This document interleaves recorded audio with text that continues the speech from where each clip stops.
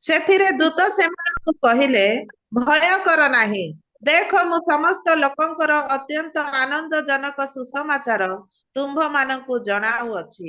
କାରଣ ଆଜି ଦାଉଦଙ୍କ ନଗରରେ ତୁମ୍ଭମାନଙ୍କ ନିମନ୍ତେ ତ୍ରାଣକର୍ତ୍ତା ଜନ୍ମ ଗ୍ରହଣ କରିଅଛନ୍ତି, ସେ ଖ୍ରୀଷ୍ଟ ପ୍ରଭୁ। Very good.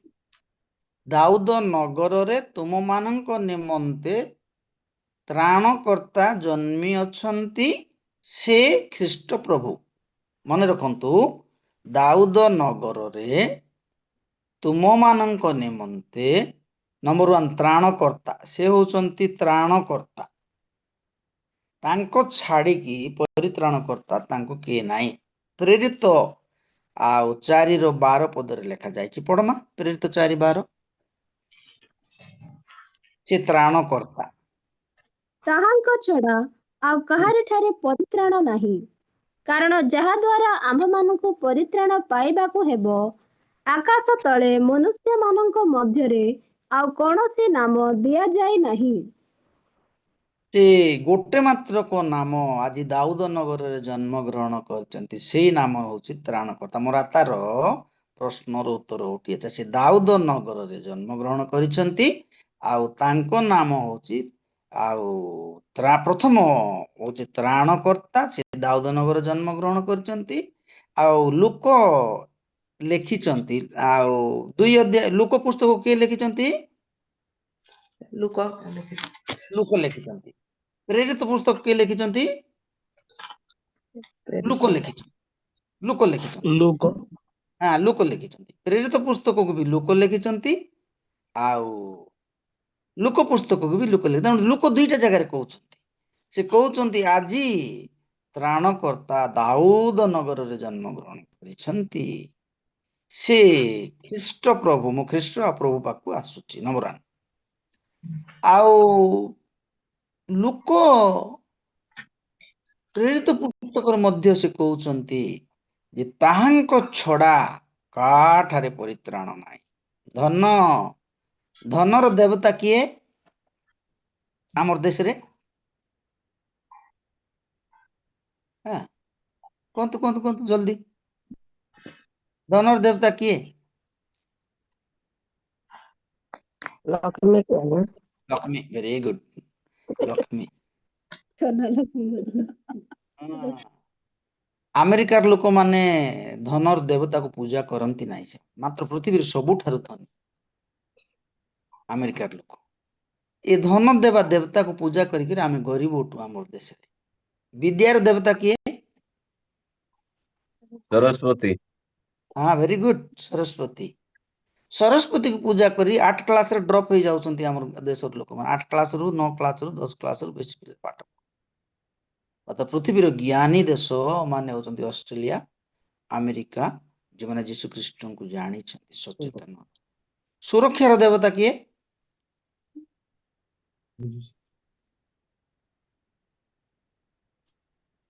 ଆମ ଦେଶର ସୁରକ୍ଷାର ଦେବତା? ଓ ଦୁର୍ଗା। ସେ ସୁରକ୍ଷାର ଦେବତା। ଗଣେଶ। ଆଜ୍ଞା, ମା କହିଥାନ୍ତେ ବୋଲେ ମା ବିଘ୍ନ ବିନାଶକ ଗଣେଶ ହଁ ବୋଲେ। ହଁ। ସୋ ଆମେ ଧନର ଦେବତାକୁ ପୂଜା କରି ଆମ ଦେଶରେ ଆମେ ଗରିବ। ଆମେ ଜ୍ଞାନର ଦେବତାକୁ ପୂଜା କରି ଆମ ଦେଶରେ ଆମେ ଅଜ୍ଞାନୀ। ଆମେ ସୁରକ୍ଷାର ଦେବତାକୁ ପୂଜା କରି ଆମ ଦେଶରେ ଆମେ ଅସୁରକ୍ଷିତ। ଯୋଉମାନେ ପୂଜା କରନ୍ତି ନାହିଁ, ଯୋଉମାନେ ଏ ଜ୍ଞାନର ଦେବତା, ଧନର ଦେବତା, ସୁରକ୍ଷାର ଦେବତାକୁ, ସେମାନେ ଧନୀ, ସେମାନେ ବିଦ୍ୟାବନ୍ତ, ସେମାନେ ଜ୍ଞାନୀ, ସେମାନେ ସୁରକ୍ଷିତ। ତେବେ ପ୍ରଭୁ ଯୀଶୁ ଖ୍ରୀଷ୍ଟ ପୃଥିବୀରେ ଜନ୍ମଗ୍ରହଣ କଲେ, ତାକୁ ଦାଉଦ ନଗରରେ ଲୋକ ଲେଖନ୍ତି। ଦାଉଦ ନଗରରେ ସେ ଜନ୍ମଗ୍ରହଣ କଲେ, ଆଉ ସେ ପରିତ୍ରାଣ କର୍ତ୍ତା। ପରିତ୍ରାଣ ଦେବା ପାଇଁ ଦାଉଦ ନଗରରେ ଜନ୍ମଗ୍ରହଣ କରିଥିଲେ। ସେ ଜଣେ ମାତ୍ରକ ପରିତ୍ରାଣ କର୍ତ୍ତା। ଲୋକ ଲେଖନ୍ତି 2ଟା ଜାଗାରେ, ତାଙ୍କ ଛଡା ଆଉ ପରିତ୍ରାଣ କାହାଠାରେ ନାହିଁ। ଯଦି ପରିତ୍ରାଣ ପାଇବାକୁ ଅଛି, ଉଦ୍ଧାର ପାଇବାକୁ ଅଛି, ମୁକ୍ତି ପାଇବାକୁ ଅଛି, ବୋଲେ ଯୀଶୁଙ୍କୁ ହିଁ ପ୍ରାର୍ଥନା କରିବାର ଅଛି। ଯୀଶୁଙ୍କ ଚରଣ ତଳକୁ ଆସିବାର ଅଛି। ବେଳେ ବେଳେ ଆମ ଜୀବନରେ କଷ୍ଟ ଆଉ ଦୁଃଖ ଆସିଲେ ଆମେ ପ୍ରଭୁଙ୍କୁ ଟିକେ ଅବହେଳା କରିଥାଉ। ଆଇବ କହିଲେ ପ୍ରଭୁ ମୁଁ କାହା ପାଖକୁ ଯିବି, ତୁମେ ମତେ ବଧ କଲେ ହିଁ ମୁଁ ତୁମକୁ ଛାଡ଼ିବି ନାହିଁ। ମୋ ପାଖେ ଚଷମା ନାହିଁ, ଆପଣ କେହି ଜଣେ ପଢନ୍ତୁ। ଆଇବ 13:15 କିମ୍ବା 15:13 ସେଟା ଲେଖା ହେଇଛି, ଆପଣ ଟିକେ ପଢନ୍ତୁ, ଦେଖନ୍ତୁ ଆଉ ପଢନ୍ତୁ। ଯେ ତୁମ୍ଭେ ପରମେଶ୍ୱରଙ୍କ ବିରୁଦ୍ଧରେ ଆପଣ ଆତ୍ମାକୁ ଛିଆଣୁଅଛ ଓ ଆପଣା ମୁଖରୁ ଏପରି କଥା ବାହାରିବାକୁ ଦେଉଅଛ। ଏଟା କେତେ ପଢିଲା ତ? 15:13। 13:15 ପଢନ୍ତୁ। ସେ ମୋତେ ବଧ କଲେ, ହେ ମୁଁ ତାହାଙ୍କ ପାଇଁ ଅପେକ୍ଷା କରିବି, ତଥାପି ମୁଁ ତାହାଙ୍କ ଛାମୁରେ ଆପଣା ପଥ ସମର୍ଥନ କରିବି। 13:15 ଲେଖା ହେଇଛି, ପ୍ରଭୁ ମୁଇଁ କାର ପାଖକୁ ଯିବି, ତୁମର ପାଖରେ ପରିତ୍ରାଣ ଅଛି। ସେ ପରିତ୍ରାଣ କର୍ତ୍ତା।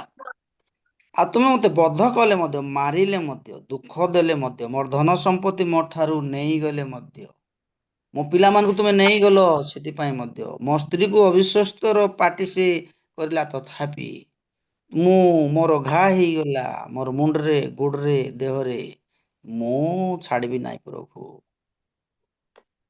ମୁଁ ଛାଡ଼ିବି ନାହିଁ, ତୁମେ ମୋର ପରିତ୍ରାଣ କର୍ତ୍ତା ଅଟ। ଆମେ ଦୁଃଖ ଆସିଲେ ବେଳେ ବେଳେ ପ୍ରଭୁଙ୍କ ପାଶରେ ପକଉ, କଷ୍ଟ ଆସିଲେ ବେଳେ ବେଳେ ପ୍ରଭୁଙ୍କ ପାଶରେ ପକଉ, କିନ୍ତୁ ଆଇବ କହୁଛନ୍ତି ସେ ଏତେ ସିଓର ସେ ତାଙ୍କର ପରିତ୍ରାଣ କର୍ତ୍ତା ଯେ ସେ କହିଲେ ମତେ ତୁମେ ବଧ କଲେ ମଧ୍ୟ, କଣ ଜ୍ୱର ଏଇଟା, ଏଇ ମୁଣ୍ଡ ବଥା କଣ, ଏଇ ପେଟ ବଥା କଣ, ମତେ ମାରିଦେଲେ ମଧ୍ୟ ମୁଁ ତୁମକୁ ଛାଡ଼ିବି ନାହିଁ। ଆଉ ଥରେ ସେ ପଦ ପଢନ୍ତୁ।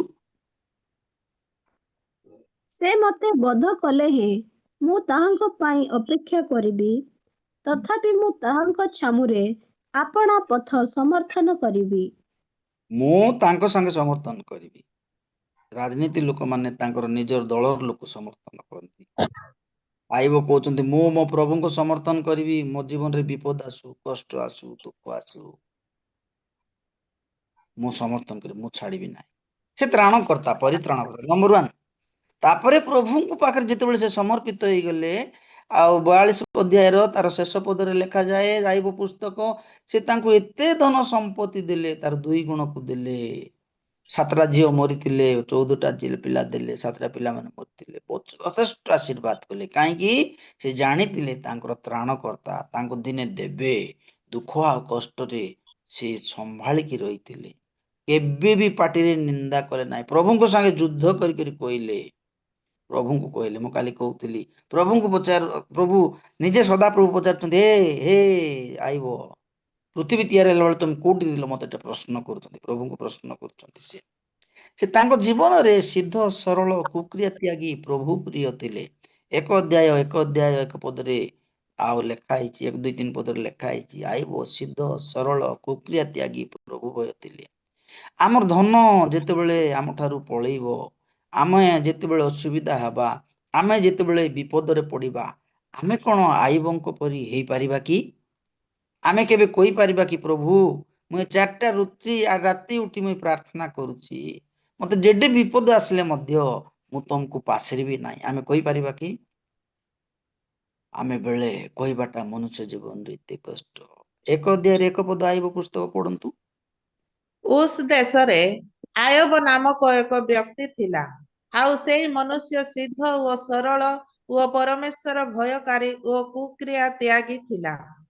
ସିଦ୍ଧ ସରଳ 2 ନମ୍ବର, 3 ନମ୍ବର ପରମେଶ୍ୱର ଭୟକାରୀ, କୁକ୍ରିୟା ତ୍ୟାଗୀ ଥିଲା। ଜଣେ ଈଶ୍ୱର ପ୍ରିୟ ଲୋକଙ୍କ ଜୀବନରେ 4ଟା ଥିବାର ଅଛି। 1 ହଉଛି ସିଦ୍ଧ, ମୁଁ ଭିତରକୁ ଯାଉନାହିଁ। 2 ହଉଛି ସିଦ୍ଧ, 2 ହଉଛି ସରଳ, 3 ହଉଛି ପ୍ରଭୁ ଭୟ, 4 ହଉଛି କୁକ୍ରିୟା ତ୍ୟାଗୀ। 4ଟା ଜିନିଷ ଥିଲା। କର୍ଣ୍ଣିଏଲଙ୍କ ଜୀବନରେ 4ଟା କ୍ୟାରେକ୍ଟର ଥିଲା। ପ୍ରେରିତ ପୁସ୍ତକ 10 ଅଧ୍ୟାୟ କାଢନ୍ତୁ।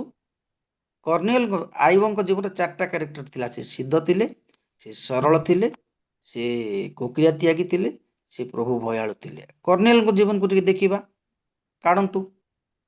କାଇସରିଆ ନଗରରେ କର୍ଣ୍ଣିଲିୟ ନାମକ ଜଣେ ବ୍ୟକ୍ତି ଥିଲେ। ସେ ଇତାଲିକ ନାମକ ସୈନ୍ୟ ଦଳର ଜଣେ ଶତ ସେନାପତି ଥିଲେ। ସେ ଜଣେ ଭକ୍ତ ଆଉ ସପରିବାର ଈଶ୍ୱରଙ୍କୁ ଭୟ କରୁଥିଲେ। ସେ ଲୋକମାନଙ୍କୁ ବହୁତ ଦାନ ଦେଉଥିଲେ ଆଉ ସର୍ବଦା ଈଶ୍ୱରଙ୍କ ଛାମୁରେ ପ୍ରାର୍ଥନା କରୁଥିଲେ। ନମ୍ବର 1 ସେ ଜଣେ ଭକ୍ତ ପଢାତା।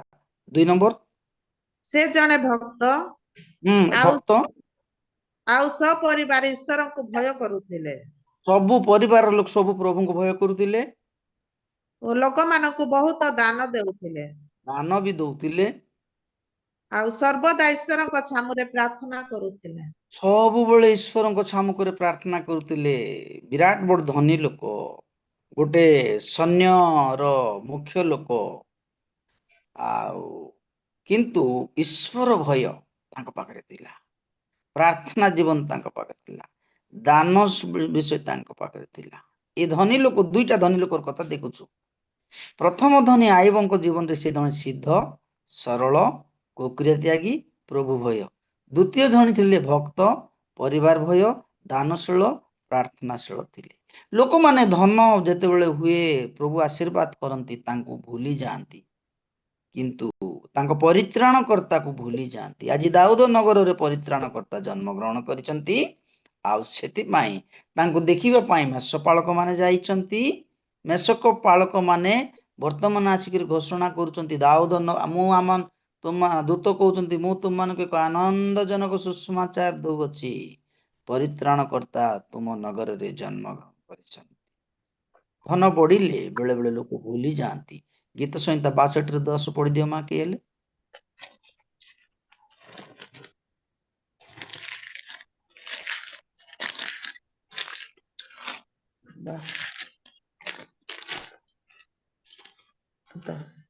ଦୌରାତ୍ମରେ ନିର୍ଭର ରଖ ନାହିଁ ଓ ଅପହରଣରେ ଦର୍ପୀ ହୁଅ ନାହିଁ। ଧନ ବଢିଲେ ତହିଁରେ ମନ ଦିଅ ନାହିଁ।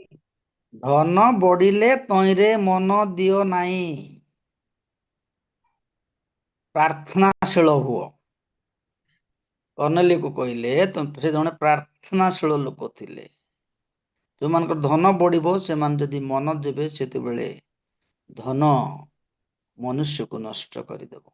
ଧନ ଅନିଷ୍ଟର ମୂଳ କାରଣ ପ୍ରଥମ ତିମୋଥୀ 6:9 ପଦରେ ଲେଖା ହେଇଛି। 6:6-9 ପଦରେ ଲେଖା ହେଇଛି। ତେବେ ପ୍ରିୟମାନେ, ଆଜିର ସକାଳରେ ଏ ଡିସେମ୍ବର ମାସର ପ୍ରଥମ ଦିନରେ ପ୍ରଭୁ ଆମମାନଙ୍କୁ ଅନୁଗ୍ରହ କରିଛନ୍ତି, ଆଉ ସେ କହୁଛନ୍ତି ସେ ଆମମାନଙ୍କର ତ୍ରାଣକର୍ତ୍ତା ଅଛନ୍ତି। ତେବେ ଆମର ପ୍ରଶ୍ନର ଉତ୍ତର ହଉଛି, ସେ ଦାଉଦ ନଗରରେ ଜନ୍ମଗ୍ରହଣ କଲେ। କାହିଁକି ଦାଉଦ ନଗରରେ ଜନ୍ମଗ୍ରହଣ କଲେ? ଅନାଦି କାଳରୁ ଅନନ୍ତ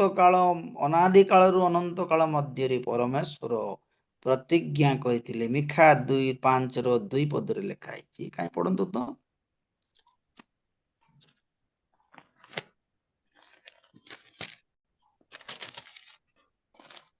ମାତ୍ର ହେ ବେଥଲିହିମ ଉପ୍ରଥା, ଜିହୁଦାର ସହସ୍ର ଗଣର ମଧ୍ୟରେ କ୍ଷୁଦ୍ର ଯେ ତୁମ୍ଭ ମଧ୍ୟରୁ ଇସ୍ରାଏଲର ଶାସନକର୍ତ୍ତା ହେବା ନିମନ୍ତେ ଆମ୍ଭ ଉଦ୍ଦେଶ୍ୟରେ ଏକ ବ୍ୟକ୍ତି ଉତ୍ପନ୍ନ ହେବେ।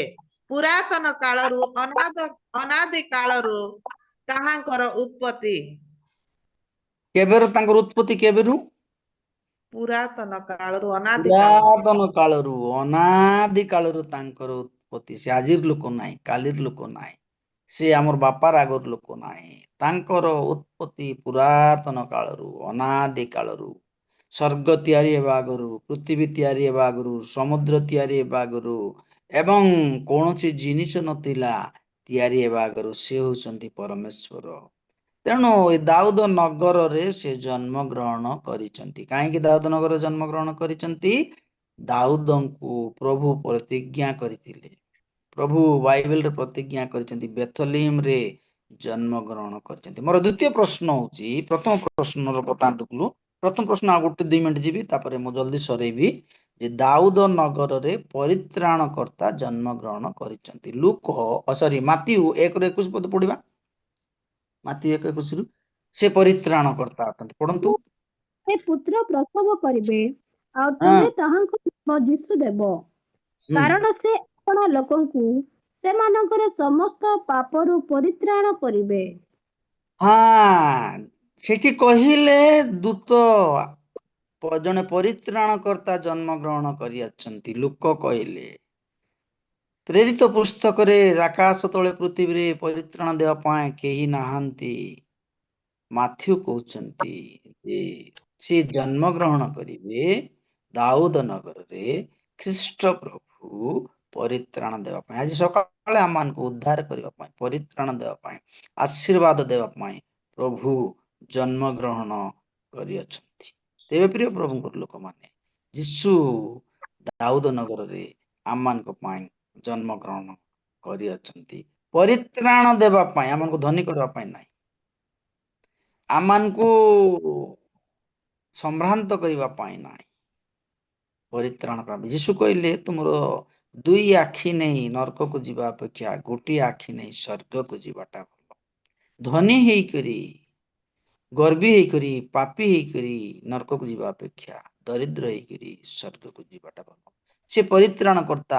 ପୃଥିବୀରେ ଆଉ କେହି ପ୍ରଭୁ ନାହାନ୍ତି ତାଙ୍କ ଛଡା। ତେଣୁ ପିତର କହିଲେ, ପିତରକୁ ପ୍ରଭୁ କହିଲେ, ପିତର ସମସ୍ତେ ତ ପ୍ରଭୁ ପଳେଇଲେଣି, ତୁଇ ବି ଯିବାର ଅଛି ବୋଲି ମତେ ଛାଡି ଦେଇ ପଳା। ଯୀଶୁ ପିତର କହିଲେ, କାହାର ପାଖକୁ ଯିବି ପ୍ରଭୁ?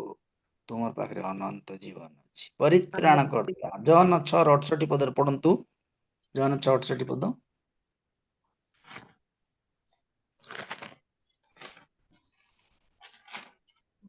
ସିମୋନ ପିତର ତାହାଙ୍କୁ ଉତ୍ତର ଦେଲେ, ପ୍ରଭୁ ହୁଁ। କାହା ପାଖକୁ ଯିବା? ଆପଣଙ୍କ ପାଖରେ ଅନନ୍ତ ଜୀବନର ବାକ୍ୟ ଅଛି। ପ୍ରଭୁ କାହାର ପାଖକୁ ଯିବୁ? ତୁମେ ପଳେଇ ଯାଅ ବୋଲିକରି କହିଲେ ହବ କି? ତାର 67 ପଦରେ ଲେଖା ହେଇଥିବ, ତୁମେ ଯିବାର ଅଛି ବୋଲେ ଯାଅ ବୋଲିକରି ଲେଖା ହେଇଛି। ତୁମେ ପଳେଇ ଯାଅ ବୋଲି ଯିବୁ। ପ୍ରଭୁ ତୁମ ପାଖରେ ଅନନ୍ତ ଜୀବନ ଅଛି, ତୁମ ପାଖରେ ମୁକ୍ତି ଅଛି, ପରିତ୍ରାଣ ଅଛି। ଯାହାକୁ ମୋର ଦେଶର ଲୋକ ସେବା କରୁଛନ୍ତି ସେମାନଙ୍କୁ ଧନ ପାଇଁ ବୋଲି ତା ପାଖେ ଧନ ନାହିଁ। ମୋର ଦେଶର ଲୋକ ଯାହା ପାଇଁ ପୂଜା କରୁଛନ୍ତି ବିଦ୍ୟା ପାଇଁ, ତା ପାଖରେ ବିଦ୍ୟା ନାହିଁ। ମୋର ଦେଶର ଲୋକ ଯାହାକୁ ପୂଜା କରୁଛନ୍ତି ସୁରକ୍ଷା ପାଇଁ, ତାଙ୍କ ପାଖରେ ସୁରକ୍ଷା ନାହିଁ। ମାତ୍ର ତୁମ ପାଖେ ସବୁ କିଛି ଅଛି। ଧନ ଅଛି, ସମ୍ପତ୍ତି ଅଛି, ଜ୍ଞାନ ଅଛି, ବୁଦ୍ଧି ଅଛି, ସୁରକ୍ଷା ଅଛି, ଅନନ୍ତ ଜୀବନ ଅଛି। ଏ ପୃଥିବୀ ପାଇଁ ବୋଲି ସବୁ ଥିବା ସଙ୍ଗେ ସଙ୍ଗେ ସ୍ୱର୍ଗ ପାଇଁ ବି ତୁମେ ମୋର ପାଇଁ କରିଦେଇଛ। ଯୋଉମାନେ ଯୀଶୁଙ୍କୁ ବିଶ୍ୱାସ କରନ୍ତି, ଏ ପୃଥିବୀ ପାଇଁ ସେ ଧନ ସମ୍ପତ୍ତି ଜ୍ଞାନ ବୁଦ୍ଧି ସବୁ ଦେବା ସଙ୍ଗେ ସଙ୍ଗେ ସେ ମଧ୍ୟ ସ୍ୱର୍ଗ ପାଇଁ ନୂଆ ରାସ୍ତା ଅନନ୍ତ ଜୀବନ ମଧ୍ୟ ସେ ଆମମାନଙ୍କ ପାଇଁ ରଖିଛନ୍ତି। ସେ ହଉଛନ୍ତି ଖ୍ରୀଷ୍ଟ ପ୍ରଭୁ। ଆଜି ବେଥଲିମରେ ଜନ୍ମଗ୍ରହଣ କରିଅଛନ୍ତି। ଦାଉଦ ନଗର ଛୋଟିଆ ଥିଲା ସେ ଜାଗା, ଲେଖାଯାଏ ହେ ଏଫ୍ରାତା, ତୁମେ ଗୋଟେ ଛୋଟିଆ ବେଥଲିମ, ତୁ ଛୋଟିଆ ଜାଗା, ମାତ୍ର ପ୍ରଭୁ ବିରାଟ କାର୍ଯ୍ୟ କଲେ, ଯାଇ ଯୀଶୁ ଖ୍ରୀଷ୍ଟ ଜନ୍ମଗ୍ରହଣ କଲେ। ତାଙ୍କ ପ୍ରତିଜ୍ଞାକୁ ସଫଳ କରିବା ପାଇଁ ସେ ବେଥଲିମରେ ଜନ୍ମଗ୍ରହଣ କଲେ। ଖ୍ରୀଷ୍ଟ ପ୍ରଭୁ, ସେଟା ମୁଁ ମୋର ଦିନରେ କହିବି, ଅନ୍ୟ ଦିନରେ ଏଇ ଖ୍ରୀଷ୍ଟମାସ ସିଜନରେ। ଆଜି ଖାଲି ପରିତ୍ରାଣର କଥା କହୁଛି। ଆଉ ସେ ଜନ୍ମଗ୍ରହଣ କରିଛନ୍ତି। ଆମେ କାହା ପାଖକୁ ଯିବୁ? ଆଇବ କହିଲେ, ପ୍ରଭୁ ମତେ ବଧ କଲେ ହିଁ ମୁଁ ତୁମକୁ ଛାଡି ଯିବି ନାହିଁ। ତୁମ ପାଖରେ ଅନନ୍ତ ଜୀବନ ଅଛି। କ୍ୱାଲିଟି ଲୋକ, ଏତେ ଧନ ଥାଏ, ଏତେ ସମ୍ପତ୍ତି ଥାଇ, ଏତେ ବୁଦ୍ଧି ଜ୍ଞାନ ଥାଇ, ଈଶ୍ୱରଙ୍କ ସାଙ୍ଗେ କଥା ହେଇ ସେ କହିଲେ ମୁଁ ତୁମକୁ ଛାଡି ଯିବି ନା। ଆମେ ପଦ ପାଇଲେ, ଧନ ପାଇଲେ, ସୁବିଧା ହେଲେ ପ୍ରଭୁଙ୍କୁ ଭୁଲି ଯାଉ। ବାଳକ ଆଜ୍ଞା ମାନେ ବି କେମାନେ ମୁଇଁ ଦେଖୁନାହିଁ କୋଉ ଆଜ୍ଞା ଆମ ପାଖରେ କିଏ ଅଛନ୍ତି। ବାଳକ ଆଜ୍ଞା ମାନେ ବେଶୀ ଜ୍ଞାନୀ ହେଲେ ବାଇବେଲ ପଢନ୍ତି ନାହିଁ। ବାଳକ ଆଜ୍ଞା ମାନେ ବେଶୀ ବଡ ବଡ ପଦ ପାଇଲେ ଏତେ କାମ ବ୍ୟସ୍ତ ଯେ ବାଇବେଲ ବି ପଢି ପାରୁନାହିଁ ବୋଲିକି କହିବେ। ଏ ବାଇବେଲ ପଢବା ପାଇଁ ଏକା ତମକୁ ବାଳକ କରିକି ରଖା ହେଇଛି। ହେଲେ ଏତେ କାମ ବ୍ୟସ୍ତ, ବାଇବେଲ ବି ପଢିପାରୁ, ଧ୍ୟାନ କରିପାରୁନାହିଁ। ପ୍ରଥମେ ପ୍ରଭୁ ଯୀଶୁ ପଚାରିବେ ତୁମ ବ୍ୟକ୍ତିଗତ ଜୀବନ, ତାପରେ ପରିବାର, ତାପରେ ମିନିଷ୍ଟ୍ରି। ଦିଟା ନାହିଁ, ଆମେ ସ୍ୱର୍ଗ ରାଜ୍ୟରେ ପ୍ରବେଶ କରିପାରିବା। ଆଜି ସକାଳେ ଯୀଶୁ ପ୍ରତ୍ୟେକ ପରିବାରରେ ଜନ୍ମଗ୍ରହଣ କଲେ। ପ୍ରଥମ ପ୍ରମାଣ ହଉଛି ଏହା ଭାବବାଣୀ ହେଇଥିଲା ଦାଉଦ ନଗରରେ, ସେଥିପାଇଁ ଯୀଶୁ ଦାଉଦ ନଗରରେ ଜନ୍ମଗ୍ରହଣ କରିଥିଲେ। ମୋର ପ୍ରଶ୍ନର ଉତ୍ତର। ଦ୍ୱିତୀୟ କଥା ହଉଛି ଜିଜିକଲ 5:5 ପଢିବା। ଜିଜିକଲ 5:5 ପଦକୁ ପଢିବା। ପ୍ରଭୁ ସଦାପ୍ରଭୁ ଏହି କଥା କହନ୍ତି, ଏ ଜେରୁସାଲେମ ଆମ୍ଭେ ଏହାକୁ ଗୋଷ୍ଠୀଗଣ ମଧ୍ୟରେ ସ୍ଥାପନ କରିଅଛୁ ଓ ତାହାର ଚତୁର୍ଦିଗରେ ନାନା ଦେଶ ଅଛି। ବାସ୍ ସେତିକି ଥାଉ। ହେ ଜେରୁସାଲେମ, ଆମେ ତୁମକୁ ଗୋଷ୍ଠୀ ଗଣ ମଧ୍ୟରେ ରୋପଣ କରିଅଛୁ। ତାର କୋଉଠି ମା ତାହାର ଚତୁର୍ଦିଗରେ ନାନା ଦେଶ ଅଛି। ଚତୁର୍ଦିଗରେ ଗମଣ ମୁଚକି ବାଟେ, କୋଦୁଗୁଲମି ବାଟେ, ପାଟପଦର ବାଟେ, ସାହାଡା ବାଟେ ଅଛି, ମଝିରେ ରହିଛି। ତାର ଚତୁର୍ଦିଗରେ ନାନା ଦେଶ ଅଛି। ଗୋଟେ ସାଇଡରେ ଆମେରିକା, ଗୋଟେ ସାଇଡରେ ଭାରତ, ଆଉ ଗୋଟେ ସାଇଡରେ ଆଉ ଗଲ୍ଫ କଣ୍ଟ୍ରି, ସେଇ ଜାଗାରେ ଯୀଶୁ ଖ୍ରୀଷ୍ଟ ଜନ୍ମଗ୍ରହଣ କରିଛନ୍ତି। ବେଥଲେହେମରେ ଏଥିପାଇଁ ପ୍ରଭୁ ଯୀଶୁ ଜନ୍ମଗ୍ରହଣ କଲେ, ଦାଟ ଟୁ ବି ପୃଥିବୀର ସେଣ୍ଟର ଜାଗା। ତାର ଚାରିଆଡେ ବିଭିନ୍ନ ଦେଶ ରହିଛି। ସବୁ ଜାଗାକୁ ଯିବା ପାଇଁ ସେଠି ସୁବିଧା ଅଛି। ସବୁ ଜାଗାକୁ ଯିବା ପାଇଁ ସେଠି ସୁବିଧା ଅଛି। ଗାଲାତୀୟ 4:4 ପଢନ୍ତୁ।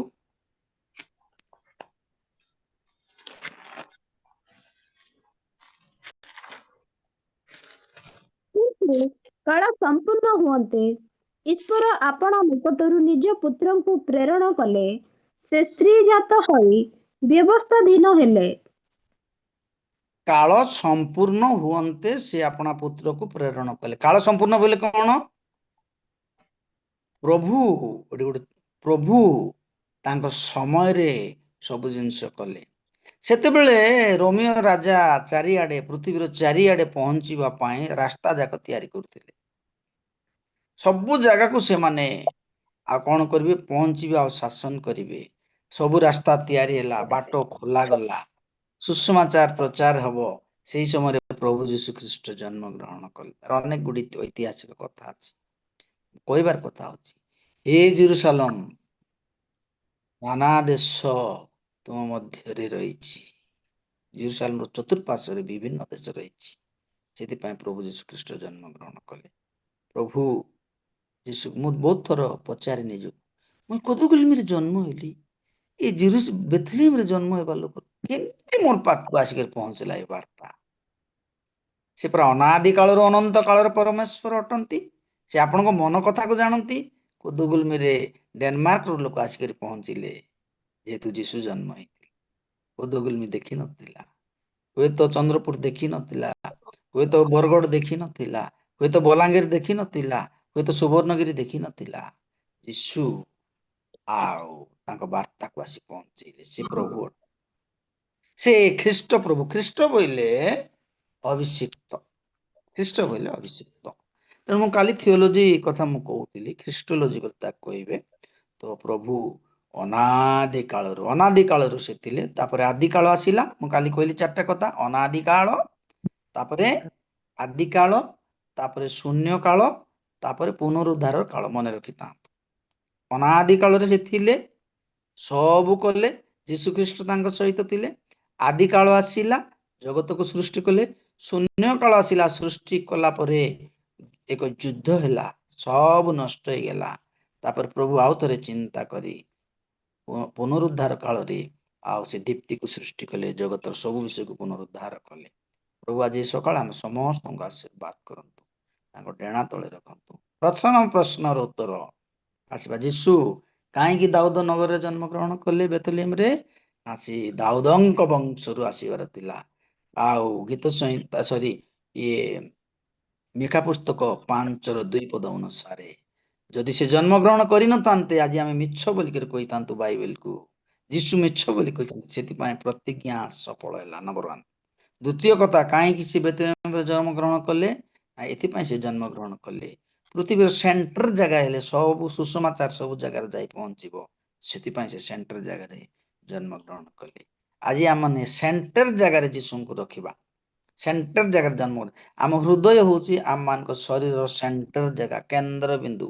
ଯଦି ଯୀଶୁଙ୍କୁ ଆମ ହୃଦୟରେ ସେଣ୍ଟରରେ ରଖିବା, ତେବେ ଆମଙ୍କ ପ୍ରତ୍ୟେକ ଅଙ୍ଗ ପ୍ରତ୍ୟଙ୍ଗକୁ ଛୁଇଁବେ। ହୃଦୟରୁ ଆଖିକୁ ଛୁଇଁବେ, କାନକୁ ଛୁଇଁବେ, ମନକୁ ଛୁଇଁବେ, ଗୋଡକୁ ଛୁଇଁବେ, ଆଉ ଛୁଇଁକି ଆମମାନଙ୍କୁ ଆଶୀର୍ବାଦ କରିବେ। ପ୍ରଭୁ ସେଇଦିନ ଜଗତର ଏକ କେନ୍ଦ୍ରରେ ଆଉ ଜନ୍ମଗ୍ରହଣ କଲେ। ଆଜି ଆମମାନଙ୍କ ଶରୀରର କେନ୍ଦ୍ରରେ ଜନ୍ମଗ୍ରହଣ, ଯାହାକି ଆମକୁ ପାପ ଛୁଇଁ ପାରିବ ନାହିଁ, ସେ ଯେତେବେଳେ ଆମ ହୃଦୟରେ ରହିବେ। ସକାଳ ପ୍ରଭୁ ଆମ ଆଶୀର୍ବାଦ କରନ୍ତୁ। ସେ ତ୍ରାଣକର୍ତ୍ତା, ଆଜିର ସମ୍ବାଦ ହଉଛି ସେ ତ୍ରାଣକର୍ତ୍ତା। ସେ କୋଦୁଗୋଲମେର ଲୋକ ଉଦ୍ଧାର କରିପାରନ୍ତି, ବରଗଡ଼ର ଲୋକ ଉଦ୍ଧାର କରିପାରନ୍ତି, ଛତିଶଗଡ଼ର ଲୋକ ଉଦ୍ଧାର କରିପାରନ୍ତି, ଗାର୍ଡେନ ବଟାର ଲୋକ ଉଦ୍ଧାର କରିପାରନ୍ତି, ରାୟଗଡ଼ାର ଲୋକ ଉଦ୍ଧାର କରିପାରନ୍ତି ଏବଂ ମତେ ସେ ଉଦ୍ଧାର କରିପାରନ୍ତି। ଆଜି ଯୀଶୁ ସାହାଡ଼ାରେ ଜନ୍ମ ହେଇଛନ୍ତି। ଆଜି ଯୀଶୁ କୋଦୁଗୁଲମିରେ ଜନ୍ମ ହେଇଛନ୍ତି, ବରଗଡ଼ରେ ଜନ୍ମ ହେଇଛନ୍ତି, ଚନ୍ଦ୍ରପୁରରେ ଜନ୍ମ ହେଇଛନ୍ତି ଏବଂ ସୁବର୍ଣ୍ଣଗିରିରେ ଜନ୍ମ ହେଇଛନ୍ତି, ମୋ ମଧ୍ୟରେ ଜନ୍ମ ହେଇଛନ୍ତି। ଆଜି ପ୍ରଭୁଙ୍କୁ ଆପଣଙ୍କ ଜୀବନରେ ଆଉ ରଖନ୍ତୁ। କୁହନ୍ତୁ, ପ୍ରଭୁ ତୁମେ ଡିସେମ୍ବର 1 ତାରିଖରେ ମୋ ହୃଦୟରେ ଜନ୍ମ ହେଲେ, ସେଥିପାଇଁ ତମକୁ ଧନ୍ୟବାଦ ଦଉଛି। ମୋ ଜୀବନରେ ଦୁଃଖ ଆସିବ ତ, କଷ୍ଟ ଆସିବ, ହେଲେ ମୁଁ କାହା ପାଖକୁ ଯିବି? ତୁମ ପାଖରେ ତୁମ ପାଖେ ଅଛି ରହିବି। ତୁମେ ମତେ ମାରିଲେ ବି ମୁଁ ତୁମକୁ ଛାଡ଼ିବି ନାହିଁ। ତୁମେ ମତେ ଘଉଡ଼ିଲେ ବି ମୁଁ ତୁମକୁ ଛାଡ଼ିବି ନାହିଁ। ଆଇବ କହିଲେ ତୁମେ ମାରିଲେ ବି ମୁଁ ଛାଡ଼ିବି ନାହିଁ, ଆଉ ଭିତର କହିଲେ ତୁମେ ଘଉଡ଼ିଲେ ବି ତୁମକୁ ଛାଡ଼ିବି ନାହିଁ। ଏ ଦୁଇଟା ପଦ ପଢିବା। ପ୍ରଭୁଙ୍କ ପାଖକୁ ଯେତେବେଳେ ଆମେ ଯିବା, କହିବା ତୁମେ ମାରିଲେ ବି ମତେ ଛାଡ଼ିବି ନାହିଁ, 13-15। ଆଉ ଆଇବ ପଢନ୍ତୁ।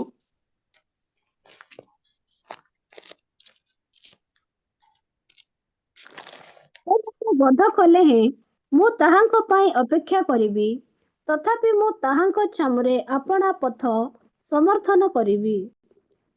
ମତେ ମାରିଲେ ବି ମୁଁ ଯିବି ନାହିଁ। ଆତା ପଢନ୍ତୁ ତାର ଜହନ 6:67। ଆଉ ମତେ ଏ କହୁଛନ୍ତି ଆଇବ, ମତେ ତୁମେ ମାରିଲେ ବି ମୁଁ ଯିବି ନାହିଁ। ପଢନ୍ତୁ। ସେଇ ସମୟ ଠାରୁ ତାହାଙ୍କ ଶିଷ୍ୟମାନଙ୍କ ମଧ୍ୟରୁ ଅନେକ ବିମୁଖ ହୋଇ ବାହାରି ଗଲେ, ପୁଣି ହଁ, ତାହାଙ୍କ ସଙ୍ଗରେ ଆଉ ଗମନାଗମନ କରିଲେ ନାହିଁ।